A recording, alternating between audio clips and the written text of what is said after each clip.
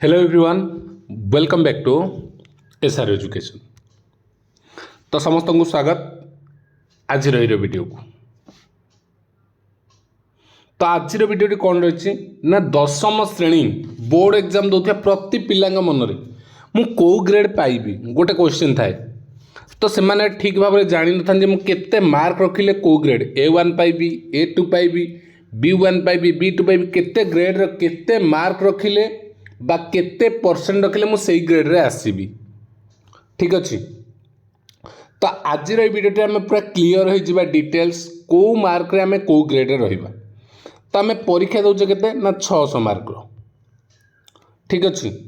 जो मैंने 90% above mark रखिए 90% 100 माने कौन 90% हेले 1% को 6 90% को 540।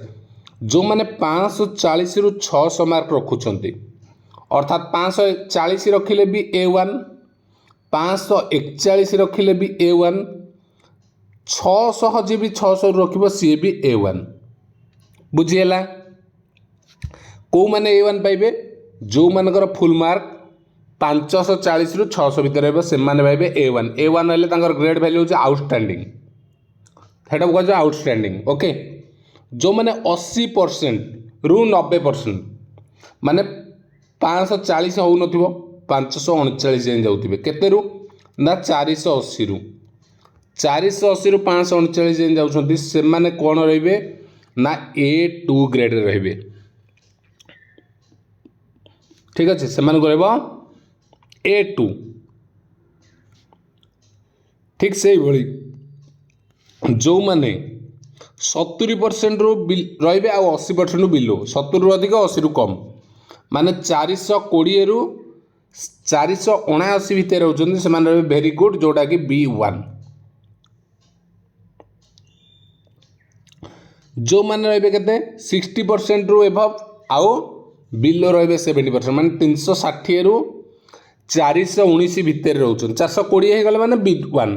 तो देखो गोटे मार्क रे केते डिफरेंस तो 419 पर्यंत रहिबे से माने रहिबे गुड बा B2 ग्रेड रे। ठीक अछि। सेमती जो माने 50 रु 60 भितर रहिबे माने 300 रु 359 भितर से माने एभव एवरेज रहिबे माने C ग्रुप रे ग्रेड पाइबे C। से भली जो माने रखिबे 40% रु अधिक 50% कम माने 240 रु 299 भितर से माने D ग्रेड रहिबे एवरेज।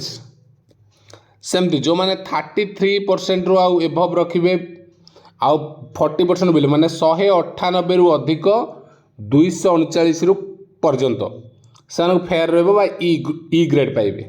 जो माने बिलो 33% रहिबे बा 0 रु 197 भितर से मानको फेल घोषणा करे जोटा F grade unsatisfactory need to appear again माने आउ थरे परीक्षा दवा पे एटा पड़िबो। ठीक अच्छे। यहाँ हूँ तुम ग्रेडिंग सिस्टम।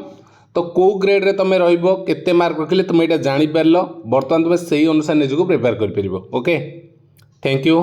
तो वीडियो समस्त को शेयर करबा जहाँफल प्रत्येक पिला जानी पारे जे से केते मार्क रखिबे आ कौ ग्रेड रे आसिया को चाहउचंती। ठीक अच्छे। Thank you. जय श्री राम।